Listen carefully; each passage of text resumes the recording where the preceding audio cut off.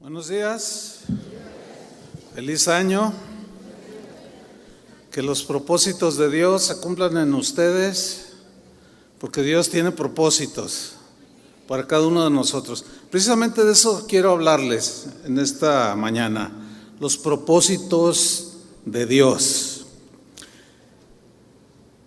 Cada inicio de año, muchísima gente realiza el tradicional ritual, mis propósitos de año nuevo, ¿verdad? No sé cuántos lo hicieron, está bien, pero ¿qué es un propósito? Un propósito es una determinación firme de alcanzar algún objetivo, eso es un propósito. Es una determinación que tomamos para alcanzar alguna meta. Cuando hacemos un propósito, adquirimos también el compromiso para esforzarnos, o el compromiso de esforzarnos para lograr alcanzar ese objetivo, esa meta. Ahora, hay distintos propósitos que podemos hacer. Fíjese que hay algunos propósitos que son oscuros. ¿Cómo? ¿Sí? Porque tienen su origen en el egoísmo. Hay propósitos que hacemos los seres humanos que tienen su origen muchas veces en la codicia, otras veces en el orgullo. Por ejemplo, este año lograré ser el jefe de la empresa donde trabajo, cueste lo que cueste, ese es mi propósito. Aunque pisotees a los demás, cueste lo que cueste. Ese es un propósito no muy sano, ¿verdad que no? Ese es un propósito oscuro, de las tinieblas. Este año tendré el auto de mis sueños, aunque tenga que sustraer dinero de la empresa. Aunque robes, bueno, el dueño es muy rico, pero también hay buenos propósitos, ¿sí? Hay propósitos cuyo origen es sano, es limpio, es de la luz.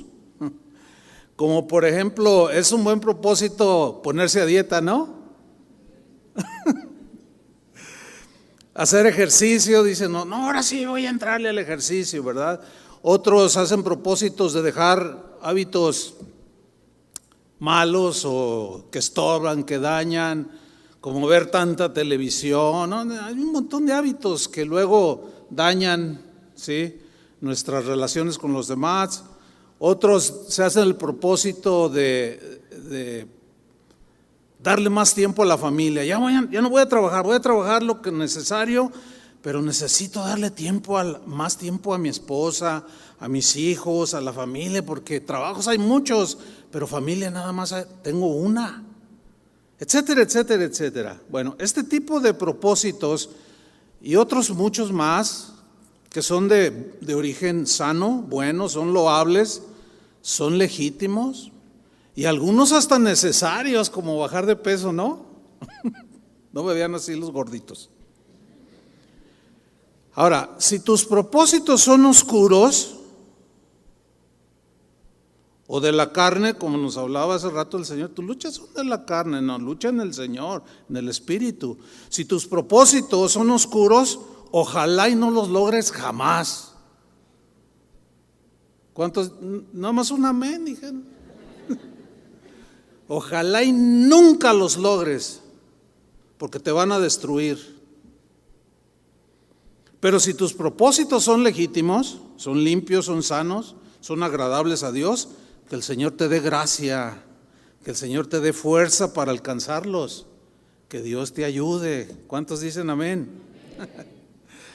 Pero esfuérzate por no ser como aquellos que se quedan a la mitad del camino en sus propósitos. Pronto los abandonan.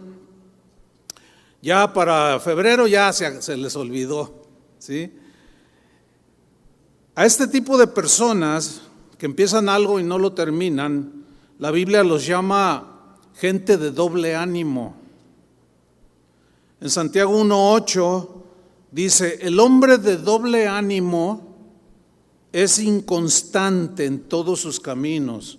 Aquí habla de personas que son inconstantes, no son firmes, no son sólidas, son indecisos O sea, toman una decisión así, no, ahora sí, pero al paso de unas cuantas semanas dejan todo, ¿sí? Son inestables. Entonces, esto habla de carácter, ¿sí? Entonces, necesitamos desarrollar un carácter firme, decidido, estable y responsable. Precisamente para el buen desarrollo de nuestro carácter, es muy importante que consideremos y tomemos en cuenta los propósitos que Dios tiene para cada uno de nosotros. Está bien los propósitos buenos que tú tengas, lucha por alcanzarlos, pero ya entrando en el ámbito espiritual, porque nuestros propósitos pues son muy terrenales, no muy materialistas, pero los propósitos de Dios tienen alcances eternos. Y yo quiero enfocarme precisamente en los propósitos de Dios para nosotros más que en los propósitos nuestros, porque los nuestros, aunque sean legítimos, son pasajeros, son terrenales, son temporales. Sin embargo, los propósitos de Dios, que son los deseos de Dios para cada uno de nosotros, son las metas que Dios quiere que alcancemos. Sus propósitos son mejores que los nuestros. ¿Están de acuerdo con él, con eso? Los propósitos de Él versus nuestros propósitos, pues yo me quedo mejor con los propósitos de Él, porque los míos son terrenales, pero los de Dios son elevados. Son propósitos que trascienden lo terrenal, trascienden hacia la eternidad. Por ejemplo, mire, yo en mi juventud tenía el firme propósito, iba bien, yo tenía el firme propósito de ser un ingeniero agrónomo, me encanta el campo. Pero Dios, cuando yo conocí al Señor, Él tenía un propósito para mí diferente. Y el propósito que Dios tenía para mí en ese tiempo era pues que yo fuera un pastor que cuidara y guiara y aconsejara y alimentara a parte de su rebaño.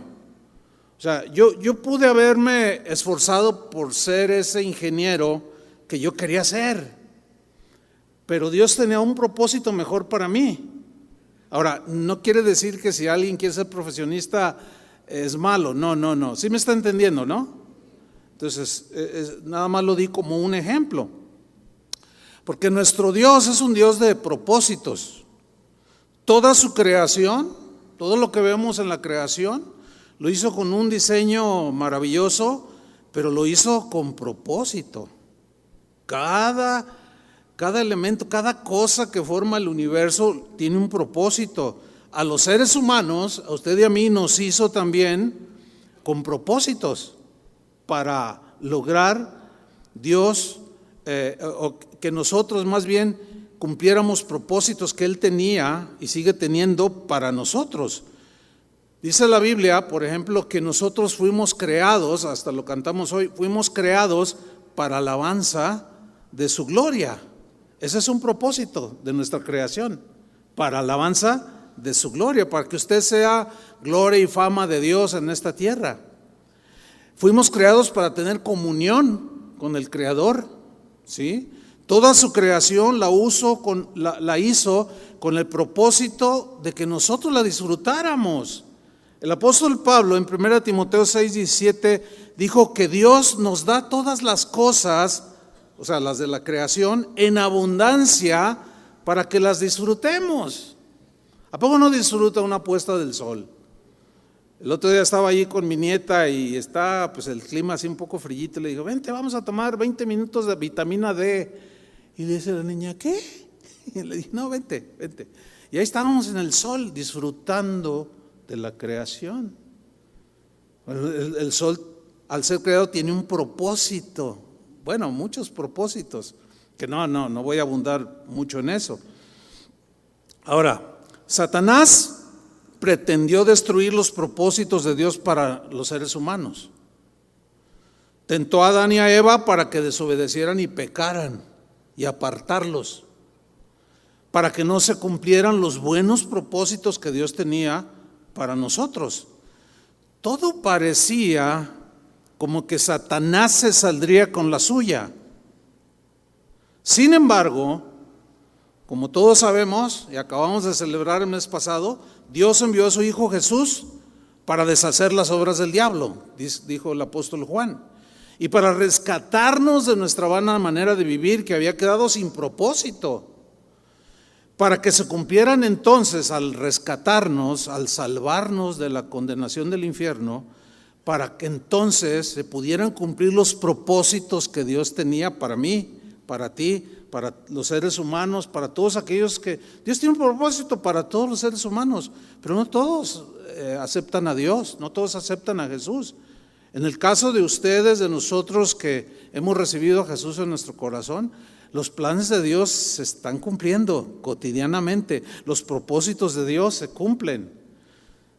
Ahora, aún a pesar de que somos salvos, ahora ya que disfrutamos de la salvación, a pesar de eso, algunas veces los propósitos de Dios nos pueden estar ocultos o nos cuesta trabajo entenderlos. ¿Por qué? Porque nuestro entendimiento es muy limitado. Nuestra imperfección nos impide entrar en esa dimensión tan profunda de comprender todos los propósitos que Dios tiene para nosotros. Por eso es que a veces algunos de esos propósitos nos son ocultos. Sin embargo, aunque son ocultos, por la fe, al creer que Dios es un Dios que hizo todo con propósito, aunque nos sean ocultos algunos de esos propósitos, por la fe podemos estar seguros de que Dios está detrás de todo evento que suceda en nuestras vidas. ¿Cuántos dicen así es? Sí, por la fe sabemos que Dios tiene control y dominio de todo. Por ejemplo, hubo un propósito que estaba oculto en aquel hombre que nació ciego, que Juan el apóstol en su evangelio en el capítulo 9 versículo 1, él nos narra. Vamos a leerlo. Dice: al pasar Jesús vio a un hombre ciego de nacimiento y le preguntaron sus discípulos diciendo: Rabí, que quiere decir maestro, ¿quién pecó, este o sus padres, para que haya nacido ciego? Yo quiero que ustedes noten que los discípulos están atribuyendo al pecado la razón por la que este hombre nació ciego. Aunque en este caso, síganme con mucha atención, estaba velado para los discípulos y todos los que miraban al ciego, decían por sus pecados, sus familiares, sus padres. Aunque estaba velado en este caso, el verdadero propósito por el cual Dios permitió que este hombre naciera ciego. Esto es profundo. Sigo leyendo en el versículo 3. Entonces le hacen esa pregunta y Jesús responde: no es que pecó ni sus padres. Ahora, ¿pecaron sus padres? Sí. ¿Pecó él? Sí. Pero en este caso, su ceguera no era por causa del pecado. Hay enfermedades y cosas que suceden que son consecuencias del pecado, pero en este caso, no. Jesús mismo lo está diciendo. Y eso era un propósito que Dios había permitido que este ciego naciera así, sin poder ver, porque Dios tenía un propósito que estaba oculto allí. No lo entendían los discípulos, por eso le preguntaron lo que le preguntaron. Y Jesús les dice: no es que pecó ni sus padres, sino o nació para que las obras de Dios se manifiesten en él. Ese fue el propósito oculto. Para muchos inentendible. Ay, pero ¿cómo? ¿Por qué? Porque Dios tenía el propósito de que en un momento dado Jesús, en frente de muchos testigos, lo sanara para demostrar que él era el Hijo de Dios. Ese era el propósito. Entonces, para nosotros no estamos a la deriva. Para nosotros no hay coincidencias, como ya di un tema sobre este punto, de que para nosotros no hay coincidencias, todo está en el dominio y el control de Dios. Versículo 4 dice Jesús, me es necesario hacer las obras del que me envió. Y una era cumplir ese propósito con ese ciego. Fíjate qué interesante. Entre tanto que el día dura, la noche viene cuando nadie puede trabajar. Entre tanto que estoy en el mundo, luz soy del mundo. Dicho esto, escupió en tierra e hizo lodo con la saliva y untó con el lodo los ojos del ciego. Un poco fuera de lugar, ¿no? Así como que, ¿qué hizo Jesús? Pues lo que dice ahí. ¿Por qué? Porque así quiso Él, punto. Versículo 7, y le dijo al ciego, ve a lavarte en el estanque de Siloé, que traducido es enviado. Fue entonces, o sea, obedeció, y se lavó y regresó viendo.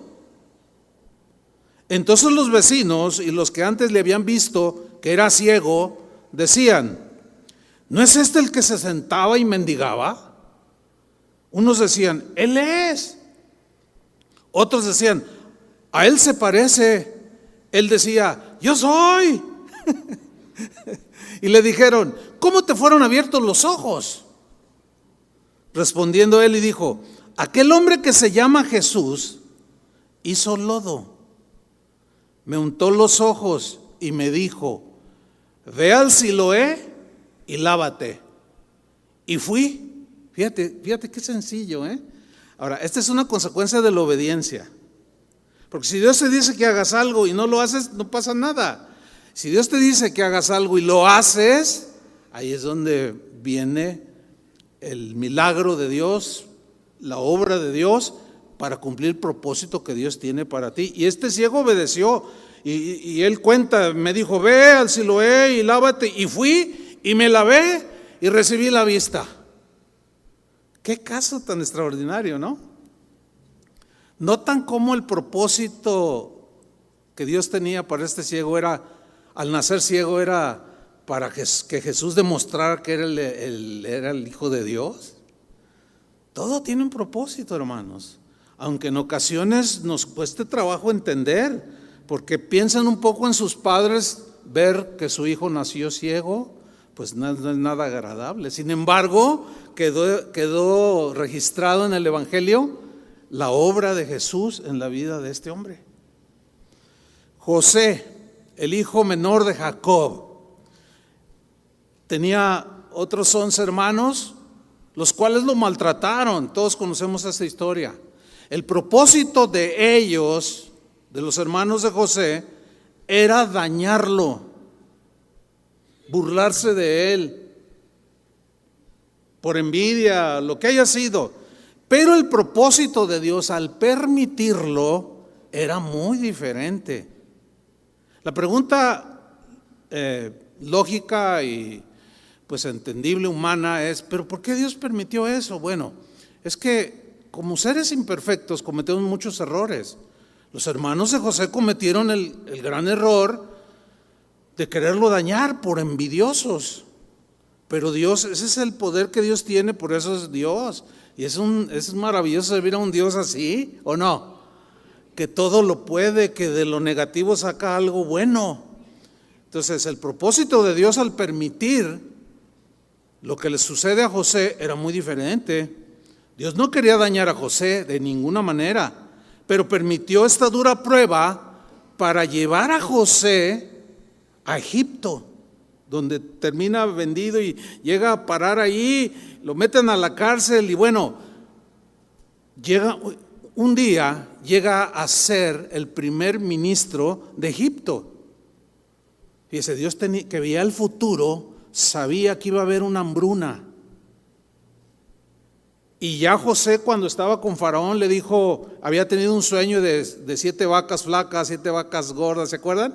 Le dijo, las 7 vacas flacas va a ser escasez, pero las 7 vacas gordas vas a cosechar mucho, le dijo al Faraón. Entonces guarda en graneros para cuando venga el tiempo de las vacas flacas. Y aquí hay un principio de ahorro que no quiero tocarlo ahorita, pero pues usted imagíneselo, ¿no? Cuando te está yendo bien, guarda, no, órale, yo pago. No, sea sabio, porque luego llegan las vacas flacas, las que se pusieron a dieta a fuerza. Entonces, como Dios sabía el futuro, esta es la manera en que Dios teje todo de una manera impactante y permite el maltrato de los hermanos, porque Dios tiene el propósito de llevar a José a ser primer ministro de Egipto siendo el administrador. Viene la hambruna, Jacob manda a sus hijos a pedir comida, a comprar comida a Egipto, y se encuentran con José, pero no lo reconocen. Pero él sí los reconoció, y cuando se revela a ellos se asustan. Pues lógico, ellos pensaron, sin duda, nos va a colgar, se va a vengar de nosotros. Pero José era muy distinto. Cuando él se revela a ellos, miren lo que les dijo en Génesis 50, versículo 19. Les respondió José: no temáis, tranquilos, a ver, cálmate, Rubén, fuiste el más mala onda, pero tranquilo, no pasa nada, les dice. No temáis, ¿acaso estoy yo en lugar de Dios? O en otras palabras, yo no soy Dios, Dios se encargará de ustedes, pero yo estoy bien en mi corazón, porque entendí el propósito de Dios. Por eso dice el versículo 20: vosotros pensasteis mal contra mí. El propósito de ustedes era dañarme, destruirme, y hasta que muriera. Ese era el propósito de ustedes. Pero Dios tenía un mejor propósito para mí y para ustedes. Ustedes pensaron mal contra mí, mas Dios, aquí está la profundidad de esta palabra, mas Dios lo encaminó. O sea, todo eso negativo, en el propósito de Dios, lo encaminó ¿a qué? A bien. ¿Para qué? Para hacer lo que vemos hoy, para mantener en vida a mucho pueblo. Ahora, José entendió lo que en un momento dado era oculto para él, el propósito que estaba detrás de todo lo que estaba viviendo y que Dios lo había permitido. Cuando yo estaba ahí en Egipto, él se empieza a dar cuenta, porque él ya tenía el poder de alimentar a su familia. Ahora, esa preservación del linaje de Jacob, de ese linaje, ¿quién viene? Jesús. ¿Se dan cuenta el dominio y el control extraordinario que Dios tiene de los acontecimientos que, aunque nos sean ocultos, Dios siempre va a cumplir sus propósitos, hermanos?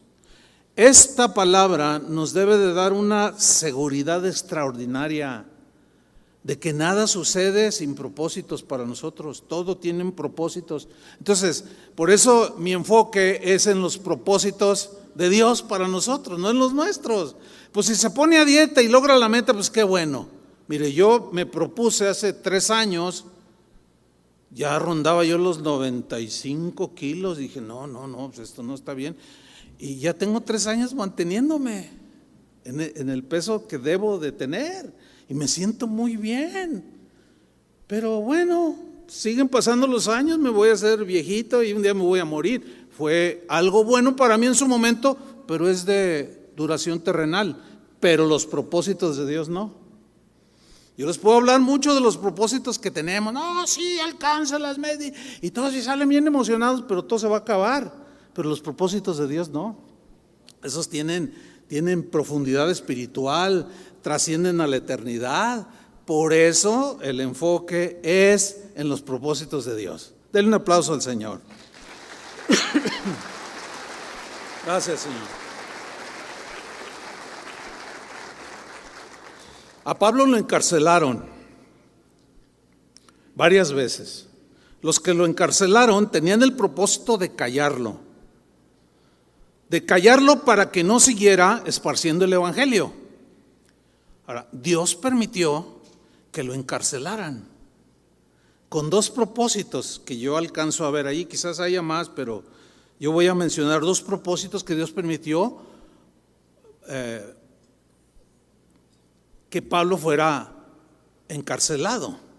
Número 1, Dios permitió que lo encarcelaran porque él tenía el propósito de que el mensaje del evangelio avanzara, se esparciera. Esto es algo misterioso, pero así fue. Filipenses 1:12, Pablo lo entendió. En su momento quizás le era oculto, pero el paso de los días lo entendió y él lo escribió. Filipenses 1:12, lo voy a leer en la versión al día. Dice: hermanos, quiero que sepáis, yo subrayo esa frase, quiero que sepáis, porque no todos saben, no todos lo entienden, pero yo quiero que sepan que en realidad lo que me ha pasado, subrayo esa frase, lo que me ha pasado, ¿qué le había pasado? Lo habían metido a la cárcel. Lo que me ha pasado ha contribuido al avance del evangelio. A ver, ahora sí, que alguien explique. Pero Pablo ahí lo está entendiendo y no está amargado. Dice el versículo 13, es más, se ha hecho evidente el evangelio a toda la guardia del palacio. O sea, evangelizó a todos los guardias y a los presos y a todos les predicó el evangelio, dice. Y a todos los demás que estoy encadenado por causa de Cristo. Ahí está diciendo que está encadenado en prisiones. Versículo 14, miren, pongan atención. Gracias a mis prisiones. ¿Quién se atreve a darle gracias a Dios porque permite que esté en la cárcel? Muy pocos, muy pocos. ¿Por qué? Porque queremos entender los misterios de Dios separados de la fe y del conocimiento de que Dios tiene propósitos, hermanos. Les voy a decir como José le dijo a sus hermanos: no teman, tranquilos, no pasa nada, Dios tiene todo bajo su control. ¿O vos crees que ya te le saliste de control? Y tu circunstancia por la que estás pasando ahora ya, ay, Dios estuvo desprevenido. Ay, ¿qué le pasó a mi hija? No, hermanos, no. Tenemos un Dios que todo lo puede, que es omnisciente, que es omnipresente y todopoderoso. Dice, bien, sí, pues apláudanle. Dice el versículo 14, gracias a mis prisiones, ahora más que nunca, la mayoría de los hermanos, la mayoría, no todos, un buen número sí, no todos. O sea, un buen número, ¿qué hicieron? Confiados en el Señor, se han atrevido a anunciar sin temor la palabra de Dios.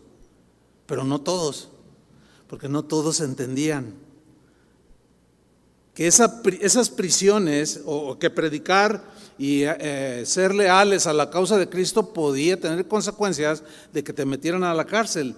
Pero aunque así hubiera sido o sucediera como le sucedió a Pablo, Dios todo lo iba a encaminar para bien, porque Él es un Dios que tiene unos propósitos previamente anticipados, porque Él conoce el futuro. Por eso puede Él controlar todo. Entonces, servir a un Dios así, al menos a mí, ojalá a todos, a la mayoría, les produzca una seguridad extraordinaria, fuera de lo normal. El segundo propósito que yo veo aquí es que Dios permitió el encarcelamiento de Pablo con el propósito o extraordinario propósito, escuchen, de aislarlo del trajín, de la lucha constante del andar para allá y para acá, aislarlo para que sin interrupciones, estando en la cárcel, escribiera 4 de las 13 cartas que él escribió. Estas 13 cartas forman casi la mitad del Nuevo Testamento. Las epístolas llamadas carcelarias o escritas en la cárcel fueron 4, que son fundamentales en el Nuevo Testamento, como la carta a los Efesios, con los Filipenses, Colosenses y Filemón. Para escribir Un escritor se aísla, ¿no es cierto? Quiere estar solo. Le dice a su esposa: mira, no me traigas de comida, nada más tócame y déjame ahí la comida, y yo cuando ya el sanguchito, ya cuando ya me dé hambre yo lo agarro, pero no me moleste nadie, dice quienes se dedican a esto. Quieren estar solos, necesitan estar solos. Entonces Pablo lo entendía, quizás en su momento le era oculto, pero al conocer a Dios, de pronto se da cuenta y dice: me encarcelaron, me entambaron, como dicen otros, y me metieron a la cárcel, y mira, me quisieron callar, pero Dios tenía un propósito detrás de eso, que el evangelio se esparciera. Y algunos hermanos, aunque me vieron en la cárcel, tomaron mucho valor y no se callaron y predicaban por todos lados el evangelio. ¡Wow! Y estoy también aquí, tranquilo, estoy solo, encadenado, y puedo escribir, pero puedo escribir. Y escribió 4 epístolas extraordinarias. ¿Ven? No hay nada que se le pierda a Dios. Hubo un propósito en la muerte de Jesús también. Los religiosos, las autoridades de Jerusalén, tenían propósitos malvados. Querían deshacerse de Jesús. Lo mataron. Pero de manera misteriosa, incomprensible y oculta, Dios tenía un propósito misterioso, ¿cómo lo diré? Oculto, detrás de esa muerte atroz, al permitir la muerte de su hijo en manos de esos perversos. Mira lo que dice Pablo precisamente en la carta a los Colosenses, en el capítulo 1, versículo 20, en la versión al día. Nota el propósito, dice: y por medio de Cristo reconciliar consigo todas las cosas, tanto las que están en la tierra como las que están en el cielo, haciendo la paz mediante la sangre que derramó en la cruz. En otro tiempo vosotros, por vuestra actitud y vuestras malas acciones, estabais alejados de Dios y erais sus enemigos. Pero ahora Dios, a fin de presentaros santos, intachables e irreprochables delante de Él, os ha reconciliado en el cuerpo mortal de Cristo mediante su muerte. O sea, los enemigos de Jesús pensaron que al matarlo se iban a deshacer de Él y ya todo se acababa. Pero Dios, en su propósito eterno, con su gran poder y sabiduría, permitió eso. ¿Sí? Es sorprendente que Dios pueda sacar algo bueno de las acciones malvadas de los hombres. Es sorprendente, hermanos. Aquí está el caso más claro. ¿Cómo se explica esto, el hecho de que Dios pueda sacar algo bueno de las acciones malas de los hombres malvados? ¿Cómo es que los hombres pueden tener propósitos y acciones malvadas contra otras personas y Dios a la vez use esas acciones malvadas para cumplir sus propósitos? ¿Cómo se explica esto? Hay una manera de explicarlo. Hay una doctrina que está en la Biblia, sustentada en la Biblia, que los cristianos de los primeros siglos llamaron la providencia de Dios. La providencia de Dios. La palabra providencia significa, pro es en favor de algo, ¿sí? Y significa el cuidado de Dios a sus hijos, sí o sí. Aunque en ese cuidado que Él tiene para nosotros sucedan cosas que parece como que ¿dónde está Dios? Sin embargo, ahí está. Providencia significa provisión o previsión, también previsión de Dios, y habla del cuidado que Dios tiene a su pueblo, de la provisión de Dios a sus hijos. Esa es la providencia de Dios. La providencia de Dios habla de cómo Él gobierna y está en control de todas las cosas de su creación.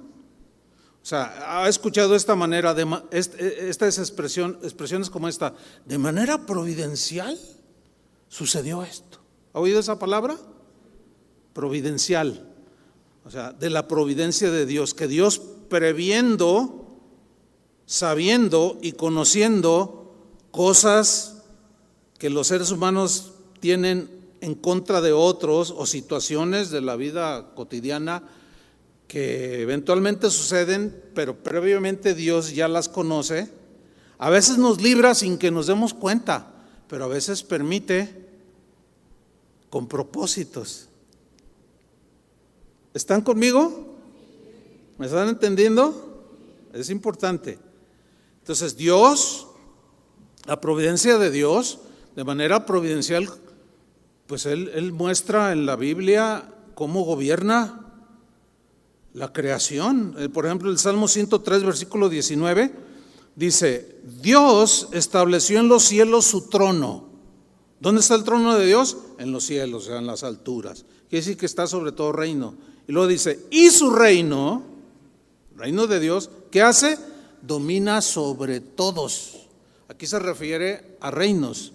El reino de Dios domina sobre todos los reinos, aún el de las tinieblas. Acuérdense que ni Satanás hace algo que Dios no lo permita, como en el caso de Job. Dios gobierna el mundo físico, tiene un control extraordinario. Por ejemplo, en Mateo 5:45 dice: para que seáis hijos de vuestro Padre que está en los cielos. Y aquí viene el dominio de Dios, el control de Dios, que hace salir su sol. El sol es de Él, porque Él lo creó. Pero ¿quién lo hace salir? De una manera cronométrica exacta, sale cada día. Pero ¿quién lo hace salir? ¿Quién lo hace funcionar con esa exactitud, a la distancia correcta, que ni nos congelamos ni nos funde? Dios. Solo de su dominio, ¿no? De su control soberano. Entonces dice que Dios hace salir su sol sobre malos y buenos. Fíjese la gran bondad de Dios, no solo hacia los buenos, sino también hacia los malos. Nosotros los buenos le damos gracias y los reconocemos. Los malos ni cuenta se dan. Pero ahí está el beneficio indiscriminado de Dios. Aún para los malos hace salir el sol y hace llover. ¿Quién hace llover? Dios. Hace llover sobre justos e injustos. Ahí está el dominio sobre el mundo físico. ¿Se acuerda de Jesús cómo calmó la tempestad? Pleno dominio. Él estaba dormido, los discípulos ¡ah! Y Jesús se levanta y dice: calma, calma, vientos, y todo sereno. Ay, Señor, ¿quién es este que aún los vientos le obedecen? Pues nada, ni más ni menos que el creador del universo. El otro día alguien me preguntaba: pastor, ¿ya se ha dado cuenta cómo están las cosas en el mundo? Y yo dije, pues sí, más o menos. Sí, veo noticias, investigo, y la agenda mundial está así, y ya viene el anticristo, hay que orar para que no venga. Le dije: no, pues fíjate que yo no voy a hacer esa oración. ¿Cómo voy a poner a orar contra algo que la misma Biblia dice que va a venir? ¿Cómo voy a poner a orar contra algo que Dios dice que va a venir? Jesús dijo: y por haberse multiplicado la maldad. Así dijo, ¿no? Entonces, ¿cómo voy a poner a orar en contra de eso? Más bien voy a enseñar a los hermanos, yo mismo, a cuidarnos de la maldad de los hombres de este mundo, los hombres malos. Vamos a enseñar al pueblo de Dios a cómo sortear las maldades, los ataques, los desprecios, las injusticias que la gente de este mundo que no conoce a Dios hace contra otros, incluyéndonos a nosotros. Pero ponernos en contra de algo que ya está profetizado que sucederá, ¿cómo? Hay que tener entendimiento. Y luego todavía algunos dicen, no, es culpa de los cristianos que los legisladores estén pues avalando con sus leyes todo lo que están aprobando, todas las atrocidades que ustedes ya saben y conocen, ¿no? Bueno, es que está profetizado. No, es que hay que hacer algo. ¿Qué vamos a hacer? Pues hay que manifestarnos y con pancartas. ¿Y a poco crees que van a dejar de hacerlo? Pues manifiéstate todo lo que quieras. Pero ese no es el camino. El camino es entender que eso va a suceder. Pero para nosotros hay propósito. Hay cosas que Dios quiere, que Dios permite que sucedan, pero no estamos desprotegidos. Hay propósitos de Dios cuando permite que nos sucedan cosas. Salmo 66, versículo 7. Mira cómo Dios controla los asuntos de las naciones. Dice así: con su poder, ¿cómo? Con su poder gobierna eternamente. ¿Quién gobierna con su poder eternamente? Pues está hablando de Dios. Mira, dice, sus ojos vigilan a las naciones. ¿A vos crees que Dios no se da cuenta lo que las naciones hacen? Hay países que ya están legislando la pederastia, imagínate nomás. La relación de gente mayor con niños. El hecho de que lo hagan legal no significa que sea moralmente correcto. Puede estar legal. Hay muchas cosas que en Estados Unidos ya se legalizó la marihuana, pero eso no significa que moralmente sea correcto. Es legal, pero moralmente sabemos que es algo que Dios reprueba. ¿Y qué vamos a hacer? Pues yo no fumo marihuana ni voy a fumar marihuana. Y pues que legalicen lo que ellos quieran. Yo estoy en este mundo, tú estás en este mundo, pero no somos del mundo. Si legalizan el aborto, bueno, pues lo van a legalizar para las mujeres que abortan. Pero las cristianas no van a abortar, ¿verdad que no?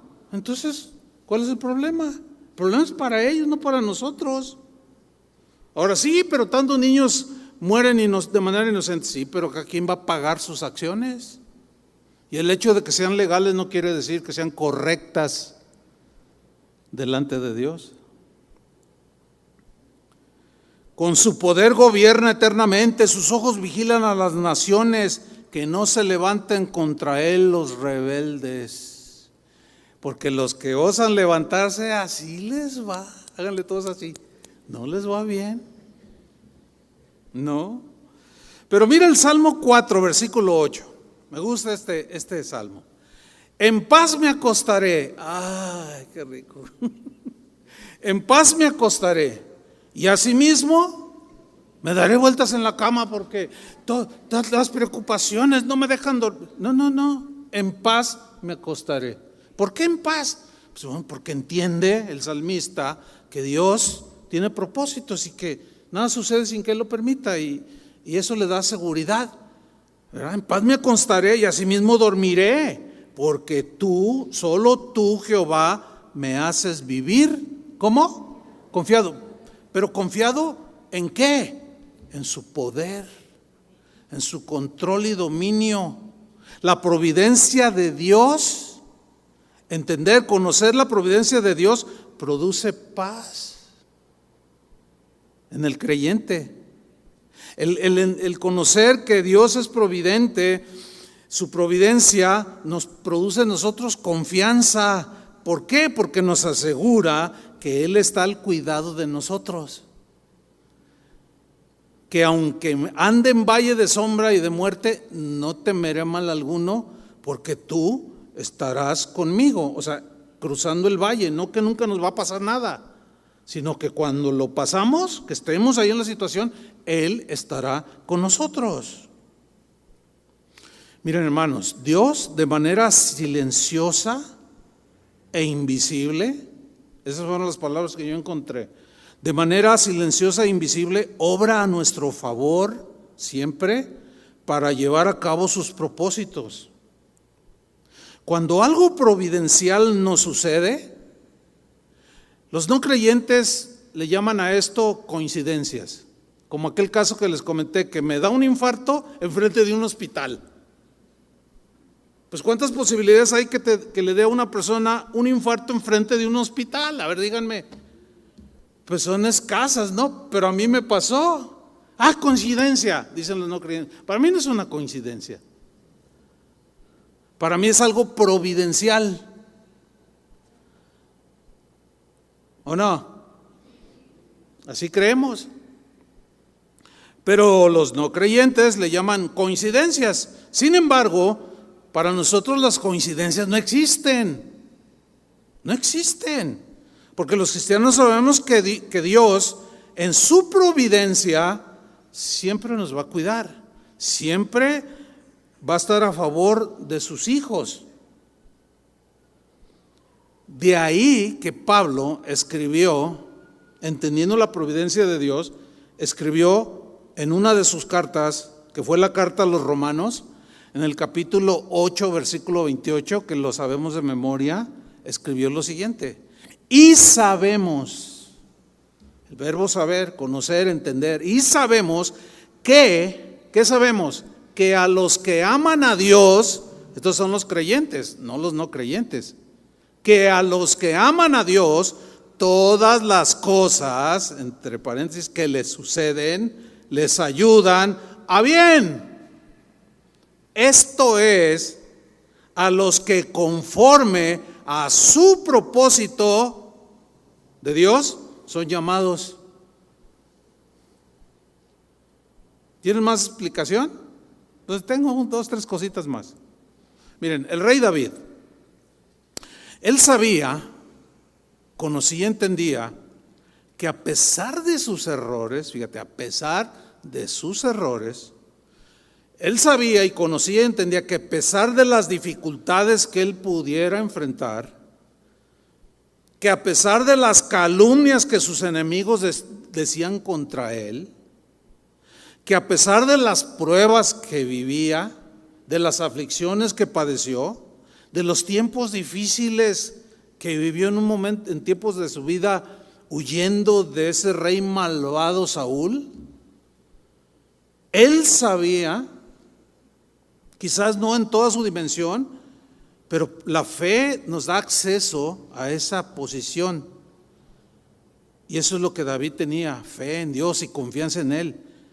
Él sabía que Dios, a pesar de todo lo antes mencionado, Dios cuidaría de él y que cumpliría los propósitos que Dios tenía para él. Por eso escribió en el Salmo 138, versículo 8, fíjate lo que escribió: Jehová cumplirá su propósito en mí. ¿Qué va a hacer Dios? A cumplir su propósito en ti, a cumplir su propósito en mí. Ahora, ¿cómo aplicar esto?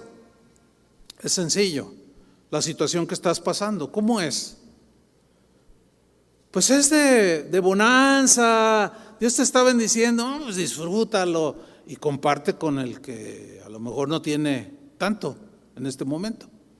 Pero quizás otros están pasando alguna situación, algunos quizás quedaron sin trabajo, no lo sé.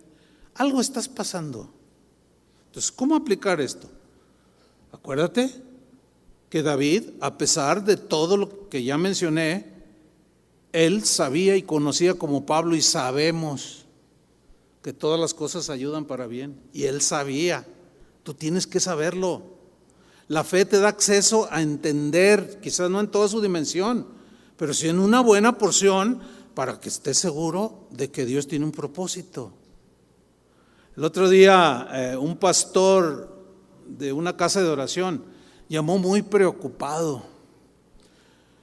Hermanos, nos pidieron el local donde nos reunimos y no sabemos qué vamos a hacer. Entonces le contesta el pastor Toño Ortiz: hermano, ¿eso te preocupa? Es que no sé qué es. Tranquilo, hermano, tranquilo. O sea, ¿acaso crees que Dios ya se olvidó de ustedes? Y lo empezó a ministrar, y el pastor terminó: oye, de veras, ¿verdad? Sí, es que cuando estamos bien, pues pues sí tenemos fe, pero no la estamos ejerciendo. Pero cuando viene la adversidad, la dificultad, el ataque, la injuria, la injusticia, ahí es donde se necesita la fe en ese Dios providente, que Él va a proveer, que Él está al cuidado de mí y que va a obrar en su propósito para darme, no me va a desamparar. Y el pastor terminó diciendo, de veras, ¿verdad? Ay, qué pena me dio, qué pena me dio. No, hermanos, tranquilo, a cualquiera nos pasa. Así de sencillo se aplica. Jehová cumplirá su propósito en mí. ¿Por qué cuando nos pasa algo siempre pensamos de manera negativa? Pierdes su trabajo, ¿y qué voy a hacer? A ver, espérame, ¿qué acaso no puede ser porque Dios te quiera dar uno mejor? ¿Por qué mejor no piensas en eso? Que en sí, ese es el propósito, uno de los propósitos. Otra, para que haga crecer tu fe, que confíes en Él, no tienes en qué agarrarte, no tienes, y ya viene la renta, y ya viene esto, y ya viene el otro, y Señor. Y luego Él te suple y dice, ay Señor, y empieza a testificarle a los demás, Dios me suplió, Dios me ayudó. Pues claro, y está abonando Dios en sus propósitos cumplidos en ti para que tú crezcas en tu carácter, en tu vida, en tu fe. ¿Todavía quieren sus propósitos de ustedes? No, yo no. Bueno, los que tenga humanos, pues voy a luchar por alcanzarlos, que sean sanos. Pero yo prefiero los propósitos de Dios. ¿Cuántos prefieren los propósitos de Dios? Sin duda. Fíjate, en Efesios 1:11, lo que dijo Pablo. En Él, o sea, en Cristo, asimismo tuvimos herencia. Cuando le recibimos, entramos a una posición de herederos. Tuvimos herencia, habiendo sido predestinados conforme a ¿qué? Al propósito de Dios, al propósito del que hace todas las cosas según el designio de su voluntad. ¿Cuál era el propósito de Dios? Que fuéramos sus herederos y que recibiéramos toda la riqueza espiritual, habidas y por haber, que emanan de Él. Toda buena dádiva y todo don y regalo perfecto proviene de Dios. Pero Satanás quiso que lo perdiéramos. Pero en Cristo recuperamos la posición de herederos y el propósito de Dios para nosotros es darnos las abundantes riquezas de su gloria. Así es que si alguno dice, ay hermano, yo soy pobre, no tengo ni en qué caerme muerto, no sabe lo que está diciendo. Está en una mente muy terrenal. Probablemente nunca llegues a tener una casa aquí en esta tierra. ¿Y eso te preocupa? ¿Eso te pone triste?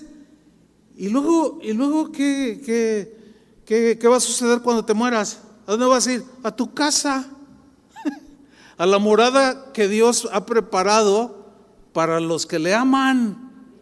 Entonces, ¿cuál es la preocupación? ¿Cómo que, ay, no tengo en qué caerme muerto? Dejen esas expresiones.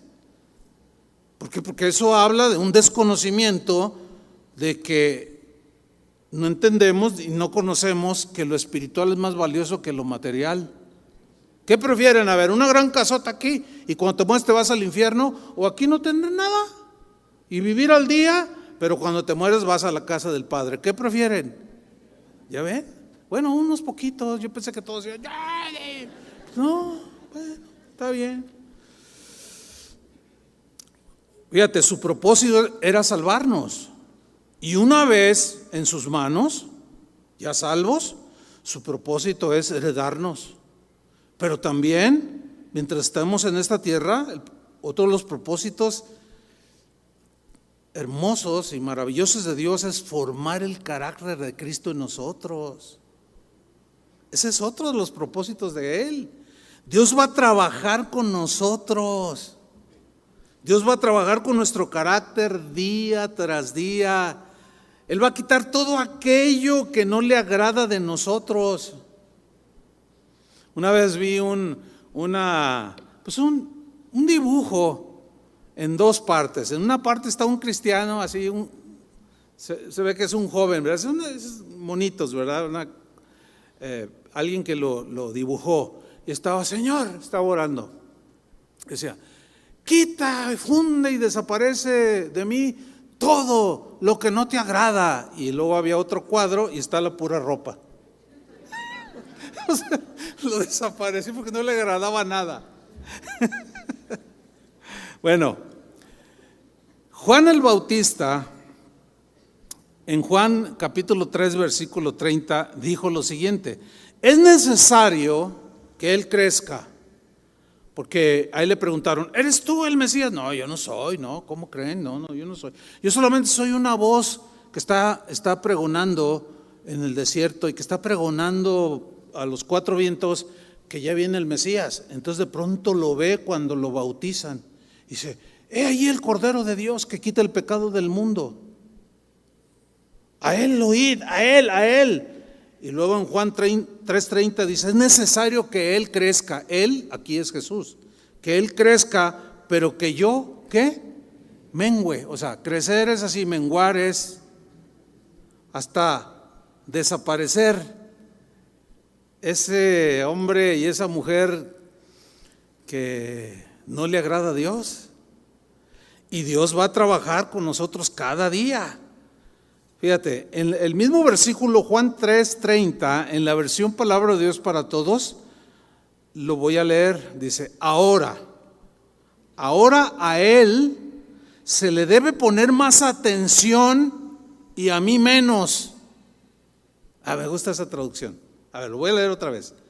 Juan el Bautista está hablando a los que le preguntaron, ¿esto es el Mesías? No, Él es el Cordero. Yo no. Dice, ahora a Él se le debe poner más atención y a mí menos.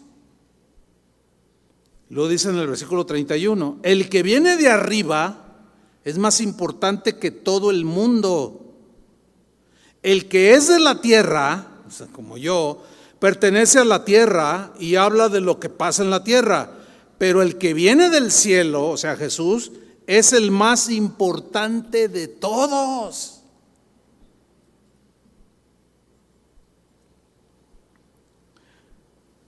El italiano Arturo Toscanini, para los que les gusta la música, quizás lo identifiquen. Este hombre, Arturo Toscanini, es considerado el más grande director de orquesta de los siglos XIX y XX. En la actualidad sigue siendo como uno de los mejores directores de orquesta. Un musicazo con un oído, con una mente, hacia la música impresionante. Era famosísimo en el siglo XIX que él vivió. A pesar de su fama, dice una anécdota de su vida, a pesar de su grandeza musical, una vez, hablando con la orquesta que estaba dirigiendo, porque iban a tocar una sinfonía de Beethoven, les dijo a cada uno de los músicos de su orquesta, caballeros, damas y caballeros, quiero decirles algo muy importante. Y todos lo miraron. Y les dice Toscanini, yo no soy nada, ustedes tampoco son nada, Beethoven lo es todo. Hagamos que brille Beethoven. O sea, nosotros desaparezcamos. Lo que vamos a tocar no es nuestro, es de Beethoven, el genio musical. Fíjate, a pesar de su grandeza y de sus extraordinarios músicos, tuvo la humildad de decir, yo no soy nada, ni ustedes son nada, el grande es Beethoven. Toscanini sabía muy bien que su misión no era atraer la atención de la audiencia hacia él, ni hacia su orquesta, sino borrarse él y borrar a cada miembro de la orquesta para que Beethoven se mostrara en toda su grandeza y que la gente se quedara en su mente, ¿qué música creó Beethoven? Bueno, el propósito de Dios para nosotros es formar el carácter de Cristo en cada uno de nosotros, para que sea Cristo el que brille y no nosotros. Les hago una pregunta. ¿quién es el más importante en nuestra vida? ¿Quién es el más importante?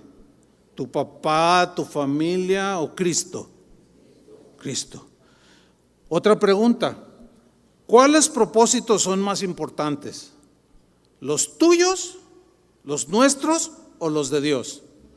Los de Dios, sin duda, hermanos, sin duda. Los propósitos de Dios son sinónimo de la voluntad de Dios para nosotros. En este año que inicia, hagamos el propósito de hacer la voluntad de Dios para que sus propósitos se cumplan en nosotros, en todas las áreas de nuestra familia, de nuestra vida. Dios tiene propósitos para tu familia, pero se requiere la obediencia. Dios tiene propósitos para tu profesión, tu trabajo, tu negocio. Dios tiene propósitos muy diferentes a los nuestros. Y siempre Él se va a enfocar en lo eterno, en la eternidad que hay en tu corazón, porque somos seres que tenemos eternidad en nuestros corazones. Y el deseo de Dios, yo me uno al deseo de Dios, de que sus propósitos se cumplan en tu vida, que se cumplan en mi vida. Solo así tendremos propósito en esta vida. Y yo quiero terminar con una escritura que está registrada en Números, capítulo 6, versículo 22. Se los voy a leer. Quizás no aparezca, a menos que se pongan ahí los de la computadora. Número 6:22 dice: entonces el Señor le dijo a Moisés: habla a Aarón y a sus hijos y diles: así bendecirán a los israelitas, al pueblo de Dios, y les dirán. Y yo quiero tomar esta palabra, esta bendición para ustedes, ¿sí? Y bendecirlos. De que si tú tienes el propósito de que ahora sí se te logre la casa de tus sueños, pues está bien, gloria a Dios, disfrútala. Y si no, ¿qué vas a hacer? ¿Te vas a frustrar o vas a...? Pues no, ¿verdad que no? Habla a Aarón y a sus hijos. Y ahora yo dejo en ustedes esto. Versículo 24. El Señor te bendiga y te guarde. ¿Cuántos dicen amén? Versículo 25. El Señor haga resplandecer su rostro sobre ti, para que tengas luz, para que tengas paz, para que entiendas, y tenga de ti misericordia. ¿Cuántos dicen amén? Y que a pesar de tus errores, de nuestros errores, Él lo vuelva para bien al final de todo, en su providencia. Y finalmente, versículo 26, el Señor alce su rostro sobre ti y te dé paz. Pues que este año, en medio de la turbulencia y de los que vienen, tengamos paz, hermanos, en medio de la tormenta. Entonces, yo deseo, anhelo que los propósitos de Dios se cumplan en mí. También deseo y anhelo que los propósitos de Dios se cumplan en cada uno de ustedes. Y tú debes desear lo mismo, que los propósitos de Dios, los de Dios, si se cumplen los tuyos está bien, dale gracias a Dios, disfrútelo y comparte, ¿sí? Pero sobre todo, que tu mente y corazón esté en que los propósitos de Dios se cumplan en tu vida, porque son mejores que los nuestros. Y no tenemos que andar haciendo todas esas malabares de las uvas y quién sabe cuánto rollo hacen. Ay, no digas esto. No, nosotros decimos y confiamos lo que Dios dice y creemos en el Dios que tiene todo el poder, el dominio y el control. Dale un aplauso a Él. Amén. Gracias, Señor. Pónganse de pie. Levanta tus manos y agradécele al Señor. Señor, muchas gracias por tu palabra. Gracias por ser un Dios que cuida de nosotros. Un Dios que tiene propósitos eternos, no meramente materiales ni terrenales, porque estos son pasajeros, son buenos, pero son pasajeros. Propósitos mucho mejores que los nuestros, porque los nuestros son enfocados a lo terrenal, a lo que nos conviene, pero hay unos propósitos que son mejores y esos son los tuyos.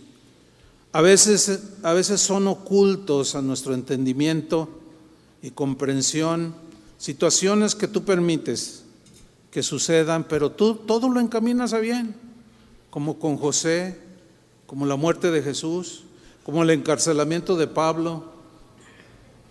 Tantos episodios en las Escrituras que podemos aprender, aún en los momentos o en las situaciones más incomprensibles, como aquel niño que nació ciego y creció.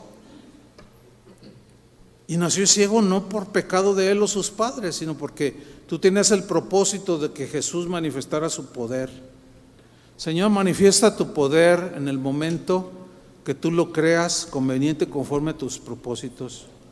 Lo que has de permitir en nuestras vidas, Señor, en ese momento, haznos recordar que todo está bajo tu control, que todo está bajo tu gobierno, porque tú gobiernas todos los reinos de este mundo, y a pesar de la maldad de los hombres perversos, insensatos, que quieren dañarnos, que calumnian, que agreden, que cometen injusticias contra otras personas, aún detrás de eso tú puedes encaminarlo todo hacia el bien.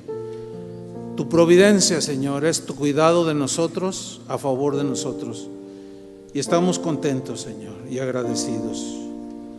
Señor, gracias por bendecirnos y por guardarnos, por hacer que resplandezca tu rostro sobre nosotros. Gracias por tener misericordia de nosotros, y que tú, Señor, alces tu rostro y nos des paz. Gracias te damos en el nombre de Jesús.